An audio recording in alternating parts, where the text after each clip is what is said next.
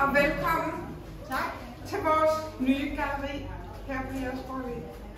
Vi er så glade og så stolte over at kunne vise den her fantastiske Corneille-udstilling i dag. Og vi er jo overvældet over den interesse, der er omkring den. Karina og jeg, vi har knoklet døgndrift i 10 måneder for at få det her op at stå. Og i dag må vi bare sige, at det har været et hele værd.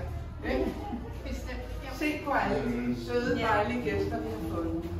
Velkommen til. Ja. Og nu vil Jens Peter Brask fortælle. Og det er mig, der er Karina. Ja, det er dig, der er Karina. Og vi har jo bedt Jens Peter Brask om at komme og præsentere den her udstilling. Af gode grunde kan der jo ikke være en kunstner til stede i dag. Men dem, som ikke lige kender Jens Peter af navn, så er han, kan man vist godt sige, sådan moderne kunst, amerikansk unge kunstner, rock and roll, kurator og kunstsamler, og har lavet et hav af spændende ting og sager, gavlmalerier, og i øjeblikket aktuelt med en podcast, som jeg i hvert fald varmt kan anbefale alle, som har en lille interesse for kunst, fordi bare når man sidder og lytter til Jens Peters Speak Talk, så får man skrevet rigtig mange spændende navne ned. Selvom man ved meget, så kommer der rigtig meget ud af de her samtaler, som de varer 40 minutter med hver af de spændende mennesker. Men der er så meget, man kan læse op på og sætte sig ind i, at ting, man overhovedet ikke anede, var spændende. Men det er det, og derfor så glæder vi os rigtig meget til at høre, hvad Jens Peter han har fundet på at sige omkring. Jeg udfordrede dig jo lidt, fordi at du har sagt i en af udsendelserne, at Søren Østergaard sagde, at man er jo ikke en rigtig kunstsamler, når man ikke har en Asger Jorn. Og det ved jeg ikke, om du har fået erhvervet dig i mellemtiden, men jeg sagde, at det her var måske en anledning til at få sat sig godt ind i Cobra, hvis ikke du var der allerede. Så vi glæder os. Fedt. Tak. Tak.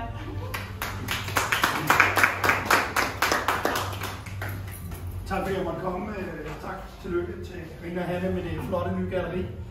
Det var en fornøjelse, at der er blevet endnu et galleri, og så tæt på Knud, en legendarisk gallerist her i byen. Og flot, at de er åbnet, og det er blevet så flot i forhold til det andet, så nu længere væk. Nu ligger der sådan lidt mere en prominent plads. Lige hurtigt for at følge op på den med Søren Østergaard. Han var gæst, som sagt, der hedder Kunstsamlerne. Min podcast, jeg har lavet 10, og nu vil vi lige starte op på sæson 2.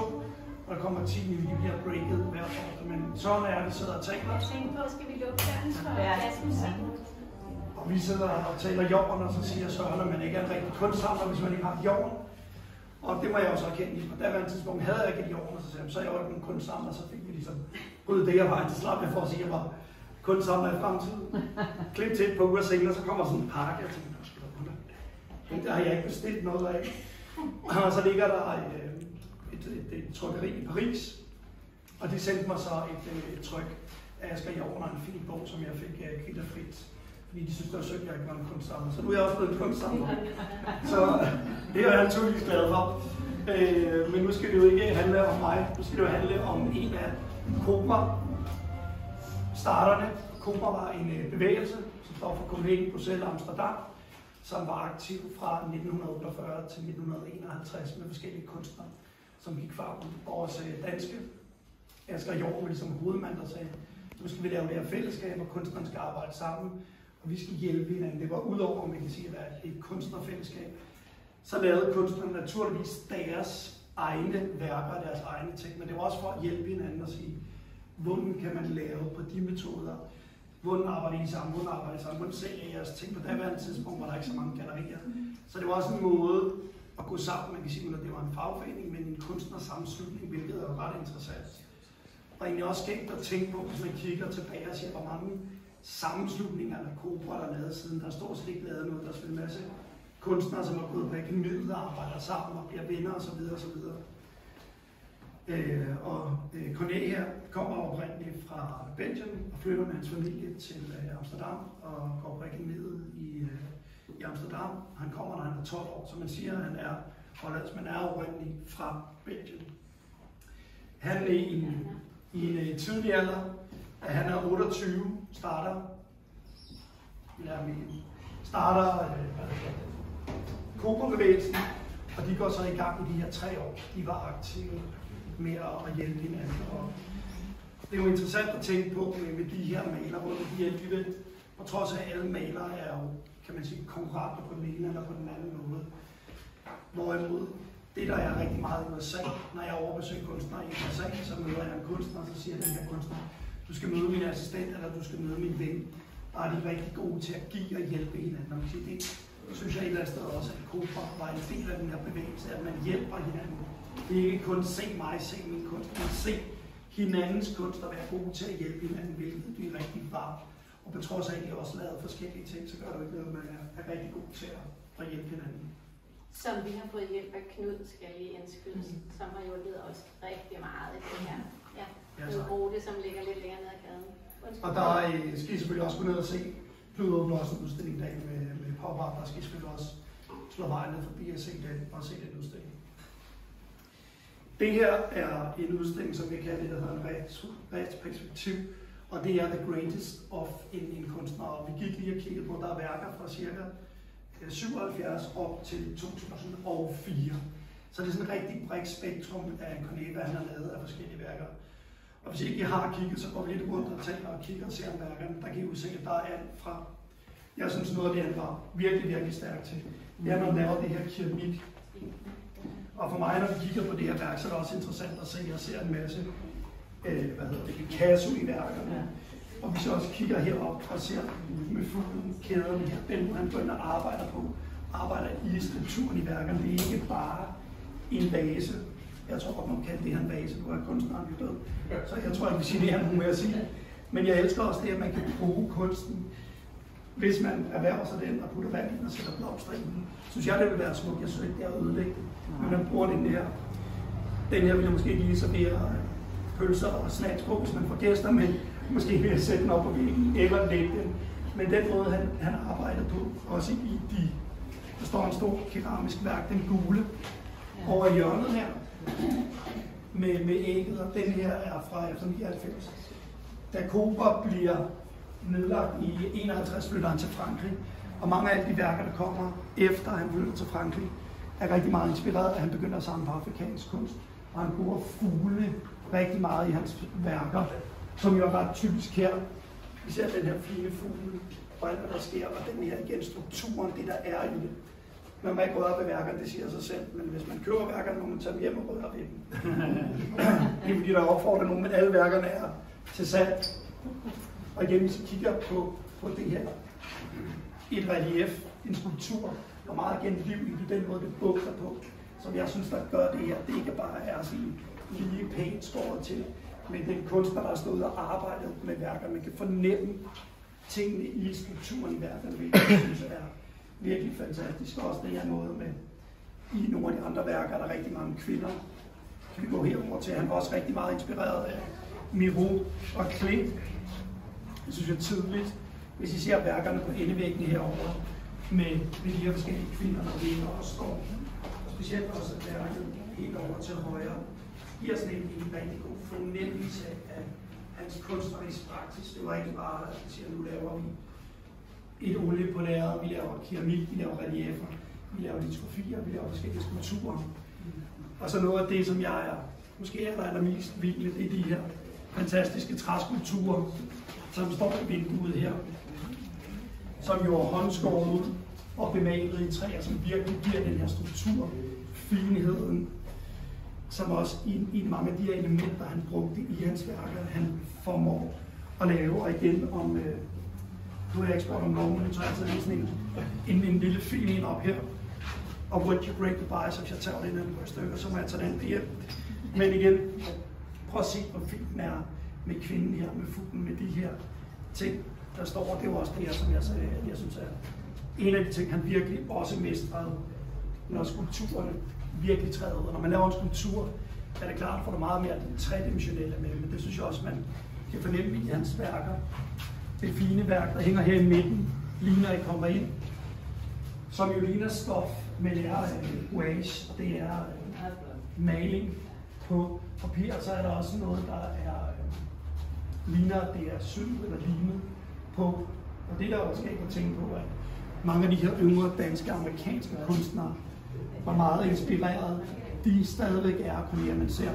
Hvis man kigger på en dansk kunstner, Andreas Schultenburg, synes jeg, man kan se rigtig meget både i hans keramik og hans billeder, han refererer til. Et andet værk, jeg synes, der er interessant, er værket, som hænger herovre, som er et, når jeg taler herovre, taler om det her værk herovre, som er et litografi, og et litografi er et værk, som er lavet i flere eksemplarer, og så står der nummer 1 ud af 100 eller 250. Så mange af de her værker, de har også litografier. Det startede som et litografi, og så er den gået ind og håndmalet litografiet.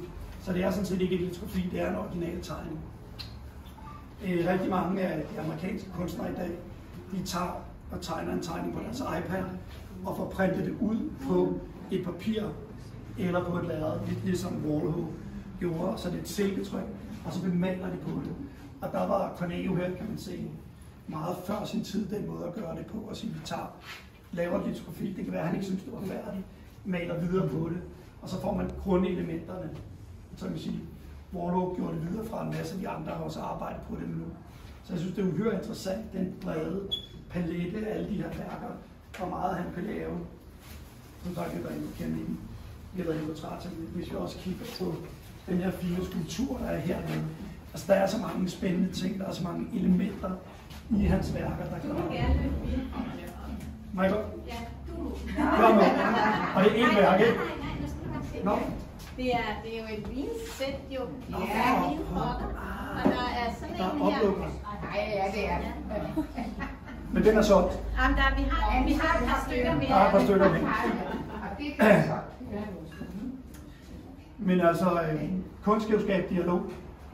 Så får I gæster derhjemme, og de har, og så de skal have sådan her med her, og I lige skal stå og åbne i køkkenet, og jeres gæster spørger, er det jeres børnebørn, der er lavet den her, så kan vi jo sige, nej, det er det ikke. Det var en af Cooper, starterne af Founder, der har lavet det her værk. Og det er det, jeg elsker ved kunsten, at kunst skaber dialog, som det er. Vi går forbi, Karina nævnte noget med gavle. Jeg har kurateret cirka 60 gavle, som er fordelt rundt omkring i København. Og der kan jeg også rigtig godt lide, om man har lyst til at gå forbi og bruge 5 minutter, 10 minutter, en halv time, en time. Det er at gå forbi og tage stilling til kunsten og kigge på den. Og som sagt, så kan man gøre det i sit eget tempo frem og tilbage. Men sådan et fint værk som denne her, og så hvis man ikke lige får drukket sin hvidvin færdig, så er der en lille læg og en fin æske til. Så det bevidner jo også bare om, hvor meget han kunne. Og herover er der også nogle andre originale værker, når jeg siger originale værker er der.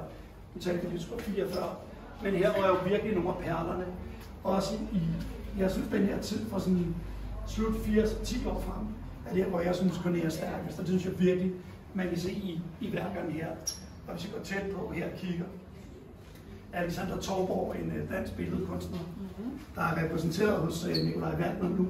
Så synes jeg, at nogle af de ting, Alexander har arbejdet på, både med farve og motiv og med sammensætning, det er naturligvis ikke bare med svar, synes jeg, han er blevet inspireret af her, for der er rigtig mange, der har. Men jeg synes, at det er typisk at se den måde, han arbejder på hele det her. Og det andet har noget med, det er jo lidt et underligt billede, med kvinden ligger ned, katten og fugle, den måde ligger her, men den måde, de kender opbygget på, med farverne, er rigtig, rigtig fint. Og så er jeg også ret vild med Oasen der med litografiet, der har fået noget farve ovenpå, ikke? Jeg har lidt til. Du har det med. Jeg kan høre, du har det. Det er barn. Det er kun vand. Jeg tager det. Vi kommer lige noget styr af her i hjørnet. Men igen også for hvis vi kigger på sådan et fint værk som det her, så man tænker, det er et keramisk værk her, men det er jo ført ud, så hårfoldet, elastikken, de ting, der er i håret, ellers er lavet ind i værket og bemalet. Man får lyst til at lige præcis tage den på og bruge den som hjælp. Igen, det skal vi ikke, ikke røre ved den, men den måde, han har arbejdet på, lavet brysterne, lavet håret, fået blandet farven i den, og den måde den også bagpå, at det er, at malingen arbejder. Når man laver keramik som det her, så laver man det der, brænder det i ovnen, og så glaserer man det bagefter.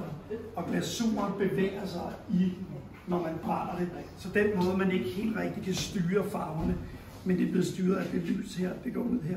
Han signerer det her med de her fantastiske fisk, med øjnene, alt det der sker i det, er jo virkelig også et rigtig fint værk.